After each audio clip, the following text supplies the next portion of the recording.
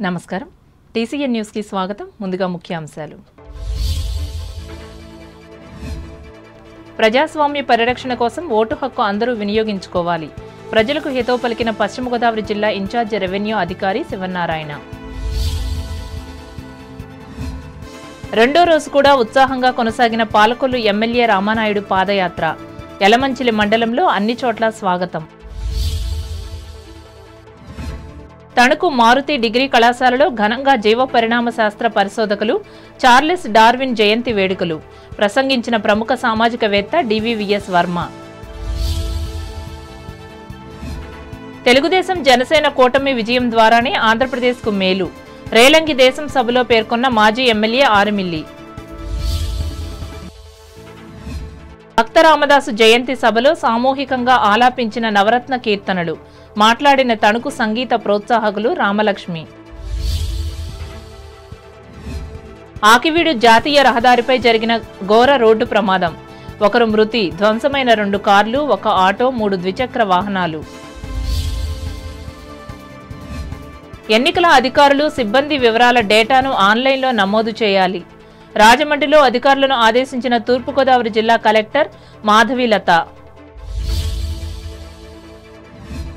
కొవ్వూరులో అలరించిన వేమన శతక పద్య సహస్ర గళార్చన రాగయుక్తంగా ఆలాపించిన 1000 మంది విద్యార్థులు ఆస్వాదించిన తెలుగు భాషాభిమానులు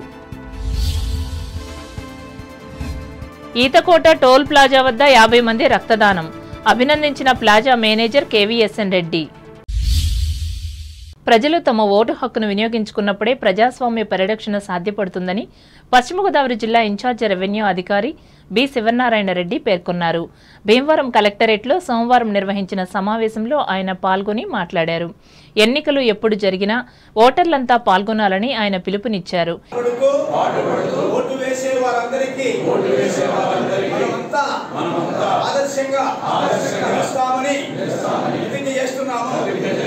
ఈ కార్యక్రమంలో జిల్లా వార్డు గ్రామ సచివాలయాల అధికారి కేసీహెచ్ అప్పారావు జిల్లా వివిధ శాఖలు అధికారులు వయోవృద్ధుల సంక్షేమ అప్పీలేటు సభ్యులు మేళం దుర్గాప్రసాదులు పాల్గొన్నారు టీడీపీ యువనేత జాతీయ ప్రధాన కార్యదర్శి నారా లోకేష్ చేపట్టిన శంఖారావంతో ఈ పార్టీలో మరింత జోష్ పెరిగినట్లు పాలకొల్లు ఎమ్మెల్యే డాక్టర్ నిమ్మల రామానాయుడు తెలిపారు నియోజకవర్గ పరిధిలోని యలమంచిలి మండలంలో మన పాలకొల్లు మన రామానాయుడు పేరుతో సోమవారం రెండో రోజు నిర్వహించిన పాదయాత్రలో ఆయన పాల్గొని మాట్లాడారు రాష్ట్రంలో అన్ని రంగాల వారికి అన్యాయం చేసిన ఘనత ఈ ప్రభుత్వానికే దక్కుతుందని ఎద్దేవా చేశారు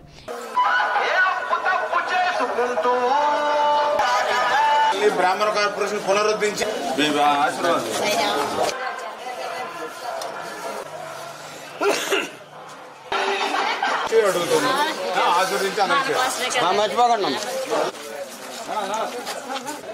ఈ కార్యక్రమంలో మాజీ ఎమ్మెల్సీ అంగర రామ్మోహన్ రావు వివిధ మండలాల పార్టీ అధ్యక్షులు నాయకులు కార్యకర్తలు పాల్గొన్నారు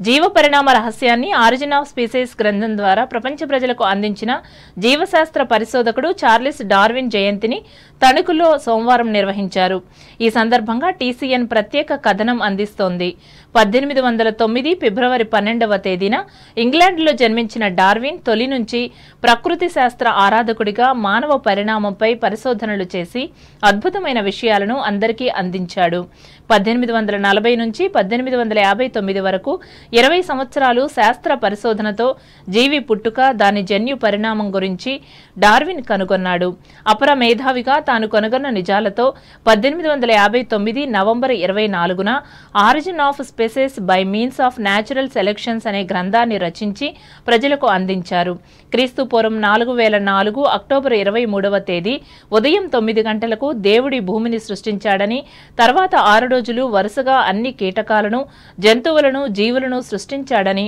వీటన్నింటినీ సమన్వయపరచడానికి క్రీస్తును పంపించాడని చర్చి అధిపతులు ఆస్తికవాదులు అప్పటి వరకు చేస్తున్న ప్రచారానికి డార్విన్ పరిశోధన అడ్డుకట్ట వేసింది ఇదంతా ఒక చెత్త వాదనగా డార్విన్ నిరూపించాడు మొత్తం 15 చాప్టర్లు కలిగిన ఈ గ్రంథం ప్రకృతిలోని అన్ని అంశాలను చాలా లోతుగా పరిశీలించింది వృక్ష శాస్త్రం జంతు శాస్త్రం మానవ శాస్త్రం భూతత్వ శాస్త్రం సమ్మేళనమే డార్విన్ డార్విన్ జన్యు పరిణామ గ్రంథం.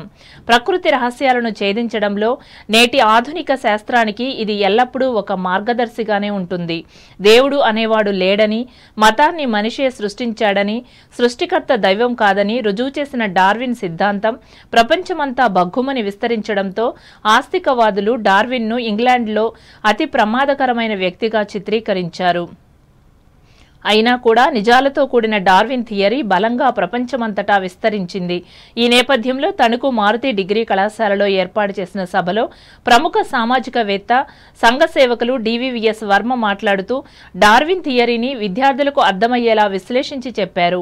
శాస్త్ర విజ్ఞానం ద్వారానే మానవాభివృద్ధి ఉంటుందని వివరించారు.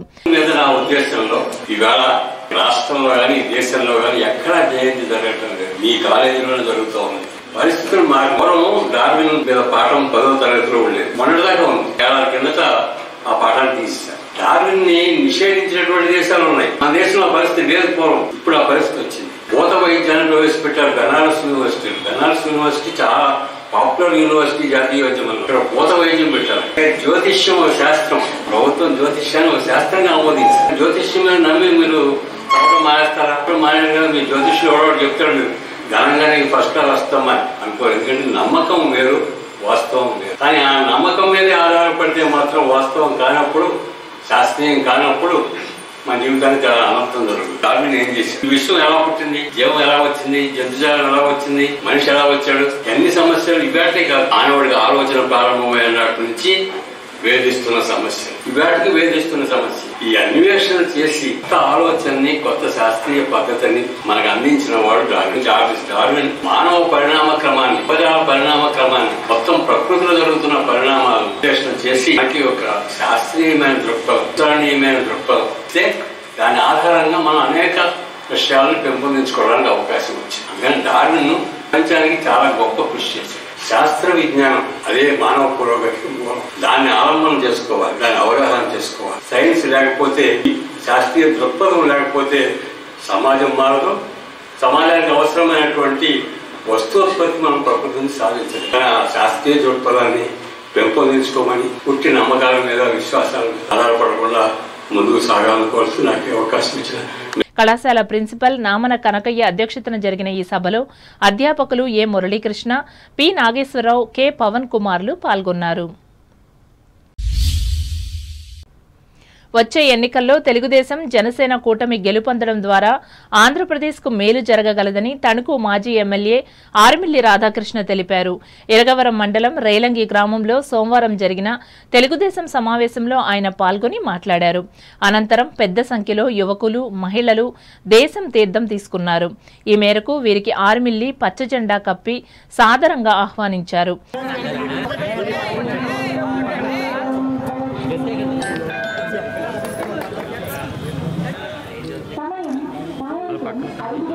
కొద్దిగా అమ్మ కొద్దిగా అనుకున్నాను అలా ఎదురు పక్కకి మీరందరూ పక్కనకి ఎంత బాగుంటుంది. ఆయన ఒక్కరే పడతారు.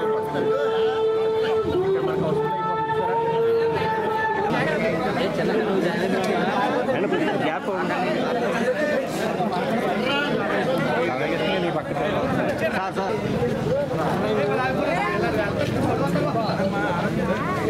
గ్యాప్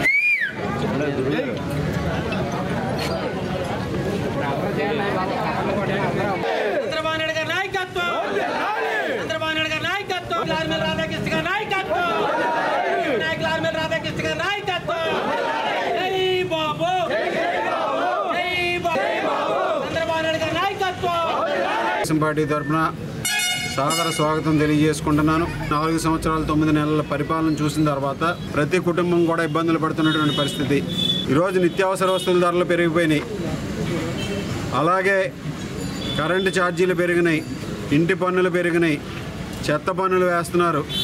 ఈ విధంగా ప్రతి కుటుంబాన్ని కూడా బాధుడే బాధుడు, ఇదేం కర్మరా బాబు మనకి అనుకునే విధంగా ప్రజలందరూ కూడా ఈరోజు మరలా ఈ రాష్ట్రం బాగుండాలన్నా, మన జీవన ప్రమాణాలు మెరుగవ్వాలన్నా, ప్రతి కుటుంబం బాగుండాలంటే చంద్రబాబు నాయుడు గారు, పవన్ కళ్యాణ్ గారి నాయకత్వంలో తెలుగుదేశం, జనసేన ప్రభుత్వం అధికారంలోకి రావాలని ప్రతి ఒక్కరూ కూడా ఆకాంక్షిస్తూ ఈరోజు పెద్ద ఎత్తున చేరటం రాబోయే మార్పుకి సంకేతమని సందర్భంగా తెలియజేస్తున్నాం. తెలుగుదేశం పార్టీ పట్ల తెలుగుదేశం పార్టీ సిద్ధాంతాల పట్ల ఆకర్షితులై పెద్ద ఎత్తున పార్టీలో చేరుతున్నారని సందర్భంగా తెలియజేసుకుంటాం. ఈ కార్యక్రమంలో మాజీ జడ్పీటీసీ చుక్కా సాయిబాబు, పార్టీ మండల కార్యదర్శి బొంతు శ్రీను, గ్రామ కమిటీ అధ్యక్షులు మానే భాస్కర్రావు, నాయకులు గూడూరి నాగరాజు, కామన రాంబాబు, కామన ఏడుకొండలు, అడ్డాల వెంకట్రావు, అడ్డగర్ల వెంకటరత్నంలు పాల్గొన్నారు.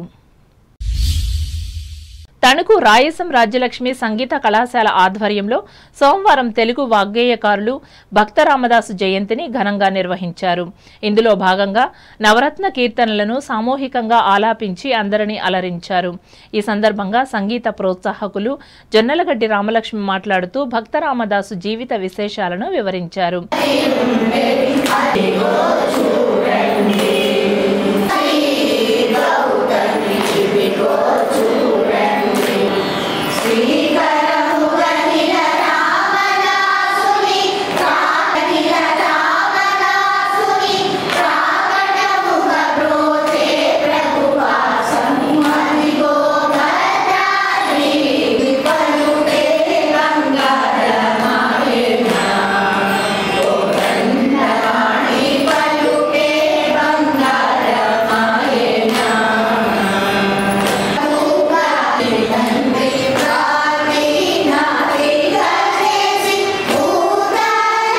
బాధ్యతలు చక్కగా నిర్వహించిన రామదాస్ గారు రామునికి గుడి కట్టించాలనే భావనతో తన కొంత జనాన్ని సేకరించి తన డబ్బు కొంత వ్యయం చేసి ఎంతో చక్కగా రామ మందిర నిర్మాణం చేశారు.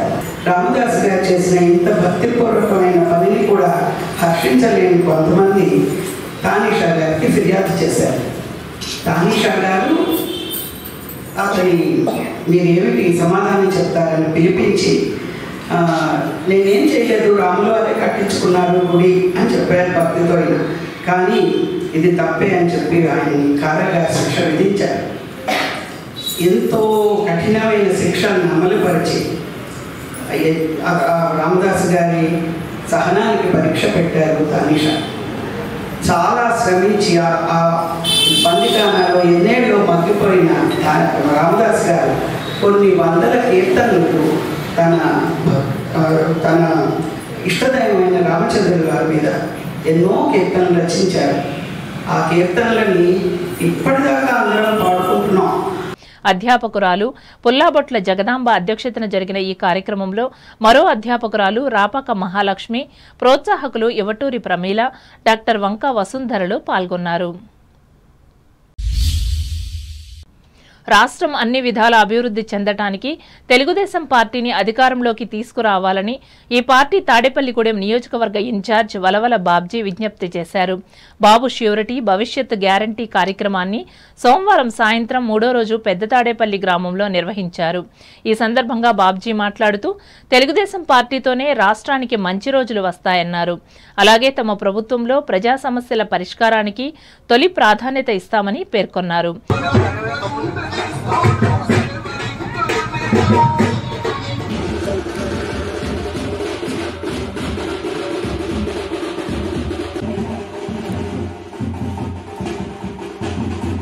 ఈ కార్యక్రమంలో పార్టీ నాయకులు పోతుల అన్నవరం, పరిమి రవికుమార్, మిద్దే కనకారావు, కె వెంకట్రావు, దాసరి అప్పన్నలు పాల్గొన్నారు.